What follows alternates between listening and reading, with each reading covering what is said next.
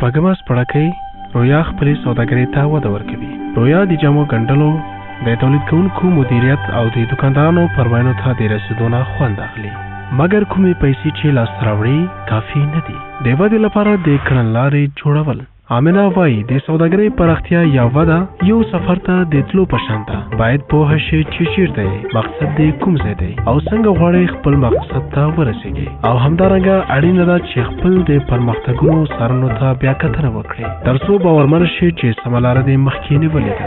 آمنه هغه څلور پړاوونه څاري چې د سوداګرۍ د ودې او پرمختګ کړنلارې د جوړونې په موخه کې شاملېږي. لومړی پړاو د پیل ټکی. نن ستاسو سوداګري څنګه مخته ځي؟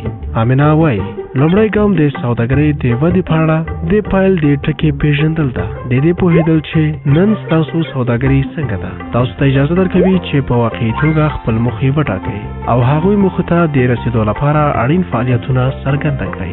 آیا ودې ته چمتو یاست؟ آیا د ښه سوداګرۍ په لاره چونې لپاره مناسب تمرینونه لرئ؟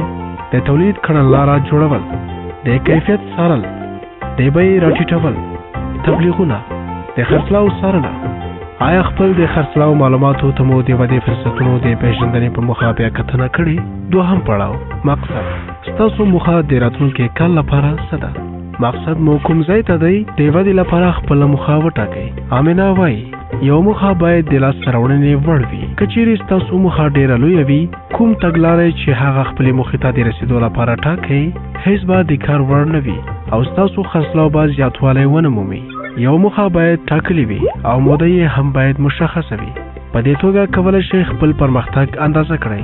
د رویا موخه دا ده چې خپل خرڅلاو تر راتلونکي کاله پورې 10,000 افغانیو ته پورته کړي. دریم پړاو څنګه غواړئ خپل د نظر وړ موخې ته ورسیږئ؟ خپلې موخې ته د رسیدو لپاره کومې تګلارې په پام کې نیسئ؟ آیا له هغو پیسو او وخت سره چې ستاسې په لاسرس کې دي دا تګلاره د پلي کېدنې وړ ده؟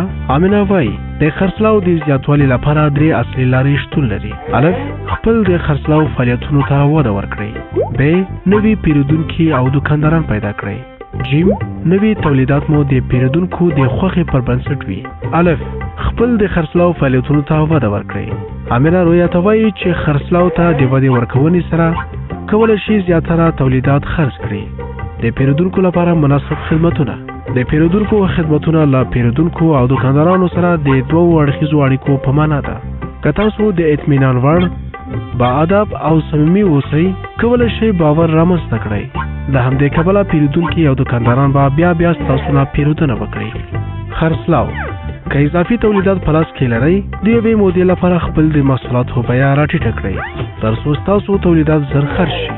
د خرڅلاو تبلیغ هغه دکانداران او پیرودونکو ته چې څو ځلې له تاسو نه پیرودنه کړې او یا په مشخص اندازې پیسې خرڅې کړې وي کمښت ورکړئ. رویا پرېکړه کوي چې له دکاندارانو نه ډېر یو بل مثاله ځواب وغواړي او هغو شخصي پیرودونکو ته چې له 5 قلمونو نه ډېر شیان پیرودلي وي 10% کمښت ورکړئ. ب نوي دکانداران او پیرودونکي پیدا کړئ. آمنه رویا ته وایي چې د خپل وروستي خرڅلاو شبکو کې کولی شي چې نوي دکانداران او پیرودونکي جذب کړي. رویا هم کولی شي چې د خرڅلاو نوي شبکې وازموي. نوي دکانداران، پیرودونکي او یا د خرڅلاو شبکې وپېژنئ. د یو غوره خرڅلاو شبکو موندنې لپاره د شبکو دیاګرام په معلوماتو بیا کتنه وکړئ. د ملګرو، کورنۍ، دکاندارانو او د پیرودونکو له اړیکو څخه د پرمایانو د ترلاسه کونې لپاره ګټه واخلئ.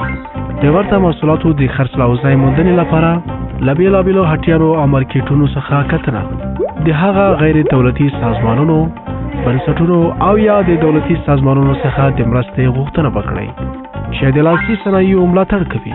د هغه لویو شرکتونو پلټنه وکړئ چې د بین المللي فرمایشونو سره تولید کوونکو ته اړتیا لري. د افغانستان نه بهر په ځانګړې توګه ګاونډیو هیوادونو کې د فرصتونو په لټه کې اوسئ.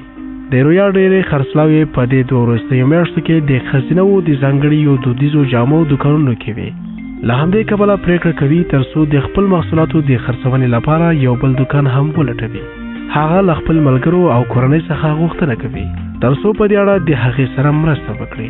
جیم نوي تولیدات ولرئ. ستاسو د خرڅلاو د زیاتوالي وروستۍ لاره دا ده چې خپل نوي تولیداتو ته وده ورکړئ. دې کار لپاره پیسو او وخت ته اړتیا شته، خو که ستاسو نوی محصول مشهور شي نو ارزښت یې لري. رویا د خرڅلاو د سرونو د معلوماتو د پلسرنې په واسطه پوهیږي چې د هغې دودیز تولیدات لا زیات نوموالي څخه برخمن دي او له همدې کبله پریکړه کوي چې د ماشومانو لپاره هم دودیزې جامې تولید وازموي. دال یوه کاري خپرونه جوړه کړئ. امینه له رویا څخه غواړي چې یوه کاري خپرونه جوړه کړي، نو ځکه باید رویا هغه فعالیتونه په یاد وساتي چې د هغې د نظر وړ موخې ته رسیدو لپاره اړین دي او په دې توګه کولی شي خپل پرمختګ وڅاري. رویا خپل موخې، اړین فعالیتونه او د هر فعالیت موده ثبت کوي. هغه سرچینې وپېژنئ چې د کاري خپرونې پلسرنې لپاره هغو ته اړتیا لرئ. وخت، خلک، تجهیزات، پیسې. څلورم پړاو د پرمختیا څارنه. آیا تاسو خپلې موخې ته د رسیدو په لار کې یاست؟ امینه له رویا نه غوښتنه کوي چې خپل کاري خپرونې کې یاد شوي فعالیتونو ته هره میاشت بیا کتنه وکړي تر څو ډاډه شي چې آیا کولی شي په ټاکلې موده کې خپلې موخې ته ورسیږي که نه. امینه همدارنګه رویا ته وایي چې هره میاشت د خپل د خرڅلاو ټولګه وڅاري تر څو وویني چې آیا د خپل خرڅلاو په موخه کې پرمختګ کړی که نه.